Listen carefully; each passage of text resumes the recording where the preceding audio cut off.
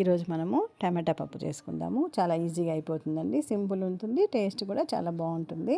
దీనికి నేను కొంచెము నువ్వుల నూనె వేసుకున్నాను. నువ్వుల నూనె హెల్త్కి చాలా మంచిదండి. దీంట్లో కొంచెం హాఫ్ స్పూన్ జీలకర్ర, మెంతులు, కచ్చాపచ్చగా దంచుకున్న వెల్లుల్లి రెమ్మలు, పచ్చిమిర్చి ఒక 4-5, ఆనియన్స్ మీడియం సైజు. ఆనియన్ను కొంచెము ఫ్రై అవ్వాలండి, ఎక్కువ అవసరం లేదు. కొంచెం ఫ్రై అయిన తర్వాత 1 కప్పు కందిపప్పు మాత్రం చాలా కొంచెం రంగు మారాలండి. ఒక 5 నిమిషాలన్నా బాగా ఫ్రై చేసుకోవాలి. ఈ వేయించిన దాన్ని బట్టి మనకు టేస్ట్ కూడా చాలా బాగుంటుంది.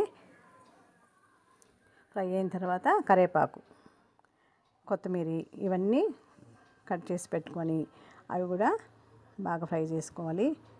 వీలున్నప్పుడంతా కరివేపాకు, కొత్తిమీర కానీ బాగా వాడితే చాలా మంచిది.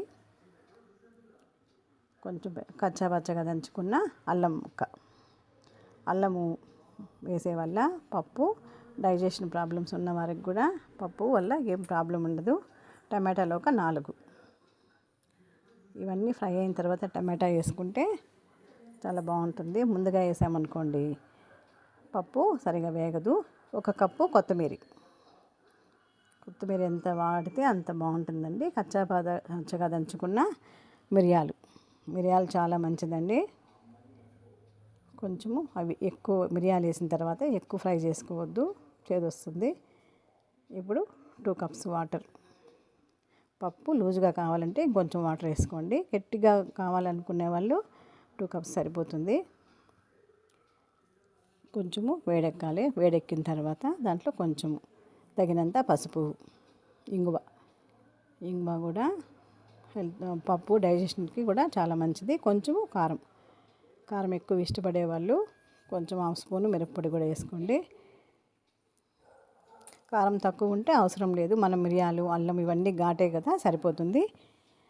కొంచెం వేడైన తర్వాత ఇది పప్పు ఉడకాలి కదండి, మనము కుక్కర్లో మార్చుకుంటాము. కొంచెం చింతపండు ఎక్కువ వాడద్దు. థైరాయిడ్ ఉండేవాళ్ళు చింతపండు ఎక్కువ వాడొద్దని చెప్తున్నారు. ఇప్పుడు మనం కుక్కర్లో మార్చుకుంటాము. పప్పు భిన్న ఉడకాలి అంటే కుక్కర్లో మార్చుకొని ఒక 3 విజిల్స్ వచ్చేస్తే సరిపోతుందండి. పప్పు 3 విజిల్స్కి అంతా ఉడికిపోతుంది. చూడండి పప్పు ఎంత బాగా ఉడికిపోయిందో. వాటర్ తీసేసి బాగా వెనుపుకుంటే పప్పు రెడీ అండి. ఇది చపాతీలోకి కానీ, రోటీలోకి కానీ, సంకట్లోకి కూడా చాలా బాగుంటుందండి. ట్రై చేయండి, టేస్ట్ చేయండి. ఈ ప్రాసెస్లో టమాటా పప్పు ఈజీ అండి, సింపుల్గా అయిపోతుంది.